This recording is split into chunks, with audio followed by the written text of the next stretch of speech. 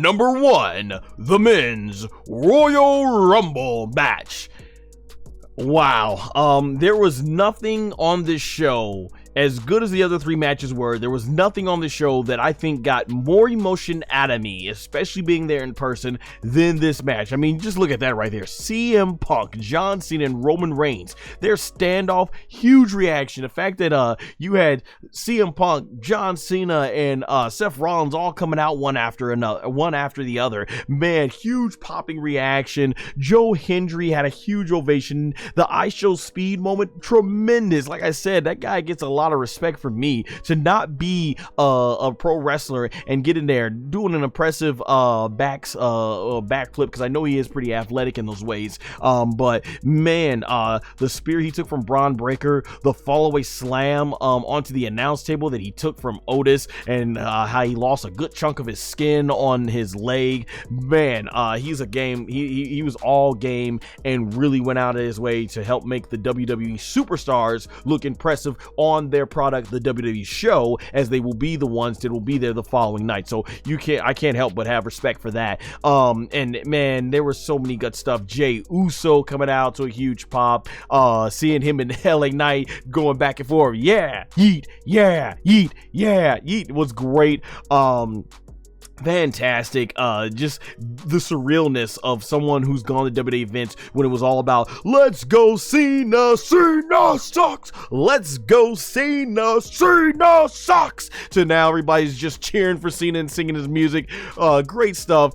As I mentioned in my review, I have never experienced in person such a huge high and low when CM Punk dumps out Seth Rollins and Roman Reigns, eliminating them from the Royal Rumble, and I'm like, yes, CM Punk's got this. And then seeing Logan Paul toss CM Punk out and me going like, no, and getting me to legitimately boo Logan Paul. Boo, man. I never experienced such a, like I said, a huge high and a huge low when it comes to the Royal Rumble, or I mean when it comes to WWE events at all, man. So that was just so fun, and just the way they strategically played it. Like in the Women's Royal Rumble, clearly they were using Nia Jax to get everybody out, and then Charlotte Flair will eliminate her and get the big ovation. Here I'm thinking, okay, Logan Paul's the same way. Get Logan Paul, eliminate all your favorites, and then John Cena will eliminate him, and that did happen. But man, we got down to Jey Uso and John Cena in the Royal Rumble, and I was like, oh,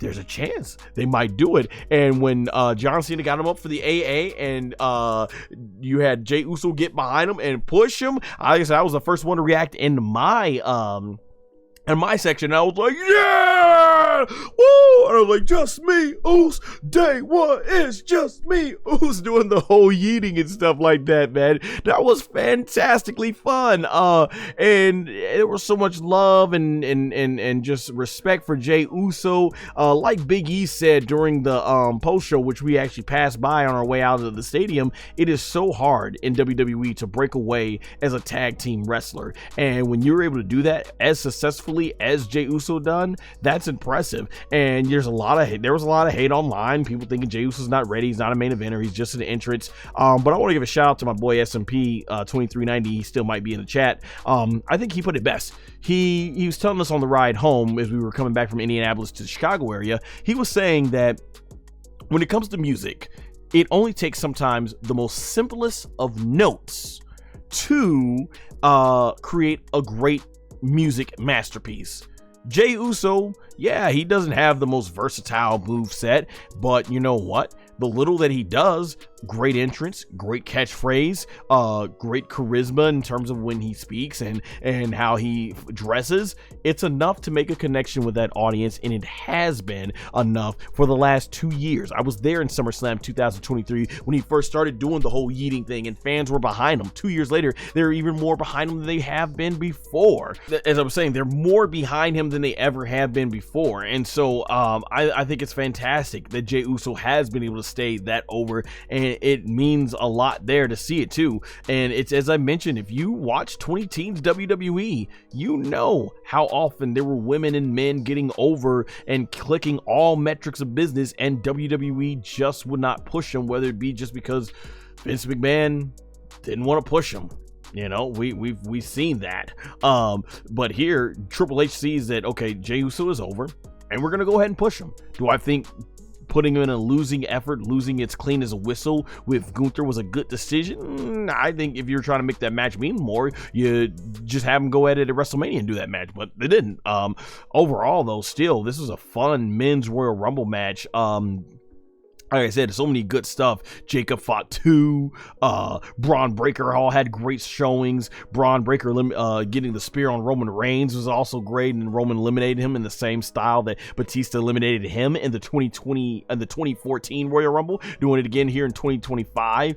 Seeing how over Roman Reigns is compared to his first Royal Rumble. I also forgot to mention they broke, in my review, I forgot to mention, they broke a record with Roman Reigns. If you have noticed, Roman Reigns, to the exception of the 2015 Royal Rumble, anytime he was eliminated by someone in all the other Royal Rumbles that he participated in from 2016 up to about probably 2018, he was always eliminated by the person who would eventually go on to win the Royal Rumble. And clearly, as we can see here, CM Punk did not go on to win the Royal Rumble. It definitely created a lot of questions heading into WrestleMania. It looks like we're headed towards a triple threat match with Roman Reigns, CM Punk, and Seth Rollins.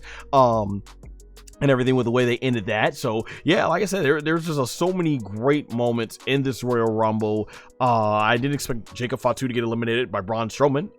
Yeah, we got Joe Hendry, TNA history, first ever time a TNA World Heavyweight Champion, still under contract with TNA, goes into a WWE match. It didn't last long, unfortunately, but I became a believer in Joe Hendry, having that being my first time I've ever seen him. So that was great as well.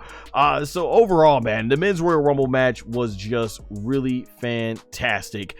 And I really have to say I definitely enjoyed, and I'm glad Jey Uso is getting rightfully has earned this moment. Yeet, he definitely has to get to this moment, and we'll see if it ends up main eventing WrestleMania.